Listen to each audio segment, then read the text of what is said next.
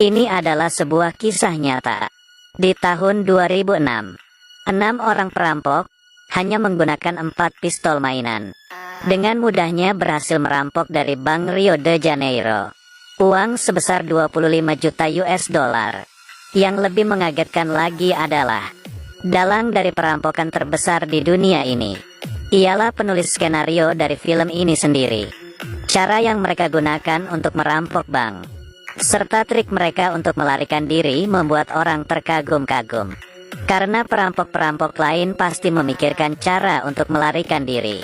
Sedangkan mereka malah memikirkan bagaimana caranya untuk tertangkap. Cerita dimulai di malam berhujan. Mobil yang melaju kencang mencipratkan air ke tubuh Chayo. Dia membuang rokoknya dengan kesal. Tanpa diduga, puntung rokoknya terbawa oleh air hujan. Maju terus ke depan, masuk ke dalam penutup lubang gat. Begitu mengangkat kepala, Bank Rio de Janeiro berdiri di depannya. Dia mengikuti arah aliran air, terus sampai ke pinggiran kota. Dan benar saja, di bawah sebuah jembatan, dia menemukan pintu keluar yang menghubungkan semua gat di kota. Tiba-tiba sebuah ide gila muncul di benak Chayo. Dia ingin merampok bank tersebut. Jadi dia pergi mencari teman baiknya yang adalah seorang insinyur, Tuan Jenggot, dan Malino, pencuri profesional. Mereka bertiga datang ke penutup lubang gat yang berada di depan bank. Memasukkan pita pengukur ke dalam penutup lubang gat. Kemudian masuk ke dalam pintu keluar gat. Di pinggiran kota yang ditemukan oleh Chayo, menemukan pita pengukurnya. Jaraknya hanya 18 meter dari permukaan tanah bank. Kemudian mereka menggunakan ban sepeda. Diam-diam berhasil mengukur jarak penutup lubang gat ke pintu masuk bank. Sekitar 7,1 meter. Menggunakan teori Pythagoras, sangat mudah menghitung panjang sisi ketiga dan sudut kemiringan. Mereka langsung menemukan lokasinya dan berencana menggali sebuah terowongan di sini yang langsung menyambung ke lemari besi bank. Selanjutnya, Chayo datang ke bank dan memotret gila-gilaan, tetapi malah menarik perhatian satpam. Dia dibawa ke ruang satpam di lantai bawah, dan lemari besi bank juga berada di lantai bawah. Satpam mengecek kamera, tetapi tidak menemukan foto apapun. Ternyata dia sengaja ketahuan oleh satpam. Tujuannya adalah untuk melihat posisi lemari besi. Setelah mempunyai gambar denah bank, bagaimana cara membuka brankas menjadi kunci dari rencana mereka. Setidaknya diperlukan 1 menit dengan pistol las untuk membuka 1 brankas. Jika mau membuka semua 400 brankas, butuh 7 jam. Sangat tidak mungkin. Malino langsung pergi ke cabang lain, menyewa sebuah brankas, kemudian mencatat model gemboknya N untuk diteliti. Terowongan sudah hampir selesai digali, tetapi mereka masih belum menemukan cara menghindari alarm keamanan. Aksi mereka menemui jalan buntu untuk sementara. Di hari ini, Chayo pergi menemui Malino lagi, karena dia menemukan sebuah ide cemerlang. Langsung merampok bank. Polisi 2 menit kemudian tiba di tempat kejadian, menggali terowongan sembunyi-sembunyi. Alarm setiap menit bisa berbunyi. Tetapi jika sembari merampok bank, sembari menggali terowongan, polisi tidak akan berkutik. Karena sampai sekarang ini, polisi masih belum mengembangkan sistem anti perampokan yang bisa mencegah mereka secara bersamaan. Setelah persiapan yang matang, mereka menjalankan rencana perampokan dengan membagi tugas masing-masing. Tahap pertama, Malino dan Chayo, serta 2 orang lainnya, masuk ke bank secara normal. Langsung mengeluarkan pistol, berpura-pura merampok. Di saat yang sama mengunci semua pintu keluar bank. Setelah satpam lapor polisi, baru membiarkannya keluar. Menyuruh dia memberitahu polisi. Di dalam bank ada 20 orang sandera. Untuk mengontrol situasi sepenuhnya.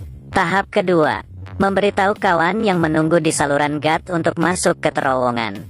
Tahap ketiga, merusakkan semua kamera, mencegah bocornya identitas.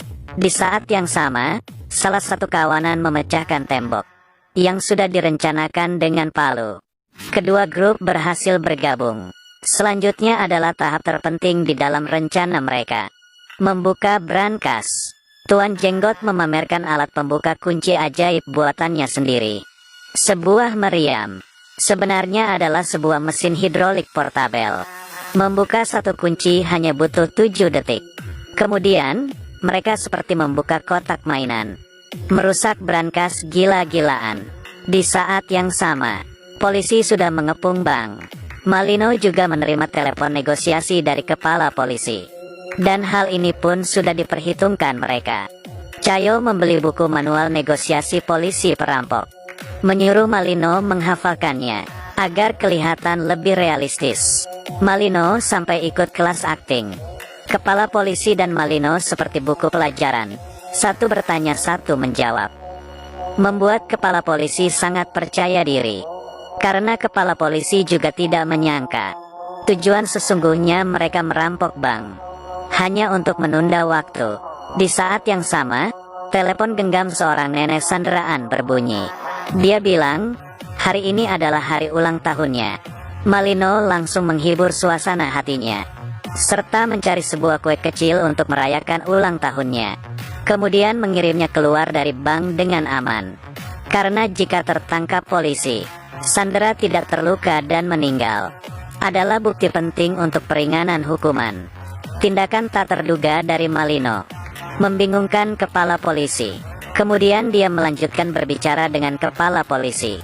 Di saat yang sama, alat pembuka kunci ajaib menjadi terlalu panas karena digunakan terus. Jadi berhenti bekerja. Dan ini berarti Malino harus mengulur lebih banyak waktu untuk mendinginkan alatnya kembali. Dia akhirnya memberitahu kepala polisi. Dia hanya ingin berunding dengan pengacara. Di saat yang sama, memberinya nomor telepon salah satu sandera. Tidak lama kemudian, telepon sandera berbunyi. Malino memasukkan lollipop ke mulutnya, berpura-pura menjadi pengacara.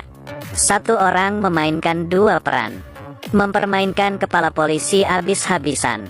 Dan alat pembuka kunci ajaib mulai bekerja kembali. Tidak lama kemudian, jam tangan semua orang bunyi di saat yang bersamaan. Sudah waktunya mereka mundur. Tanpa keraguan sedikit pun, Cayo langsung mengirimkan perintah terakhir. Berkumpul kemudian mundur. Malino mengeluarkan telepon genggam, menelepon kepala polisi untuk terakhir kalinya. Meminta dikirimkan 5 pizza ke dalam.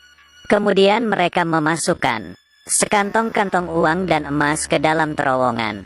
Emas dan perak yang tak terhitung jumlahnya meluncur ke saluran gas melalui terowongan. Dan di sini sudah disiapkan 2 perahu angin. Cayo mengeluarkan sebuah kain merah. Kemudian menyusun rapi senjata mereka. Karena yang mereka gunakan semuanya adalah pistol mainan. Dengan begini, biarpun tertangkap mereka tidak akan dihukum berat.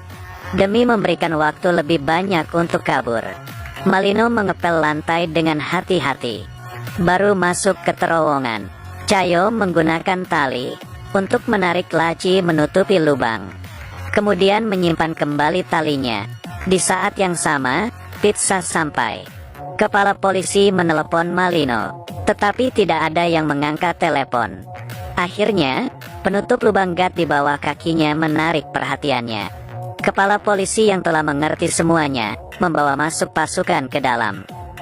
Saat ini, Cayo dan kawanannya sudah naik perahu angin. Kepala polisi menggeser laci, tetapi ada granat yang diikat di dalam lubang.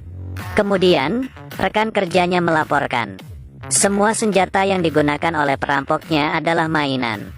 Berarti granatnya pasti juga bohongan. Kepala polisi langsung masuk ke terowongan dan menyuruh orang menjaga pintu keluar saluran gas yang ditemukan oleh Cayo sebelumnya. Tetapi Cayo dan kawanannya mengambil jalan berlawanan. Mereka memilih dengan asal salah satu saluran gas di kota yang bertanggung jawab menjemput mereka. Memarkirkan mobil di atas penutup lubang gas. Kemudian membuka lantai mobil. Mereka keluar satu persatu.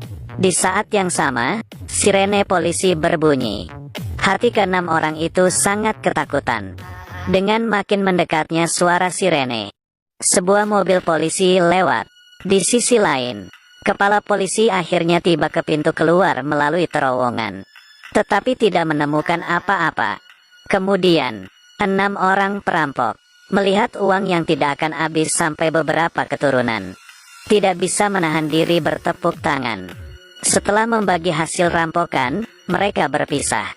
Jika ceritanya berakhir sampai sini saja, maka ini tidak bisa dihitung sebagai kasus perampokan besar di dunia.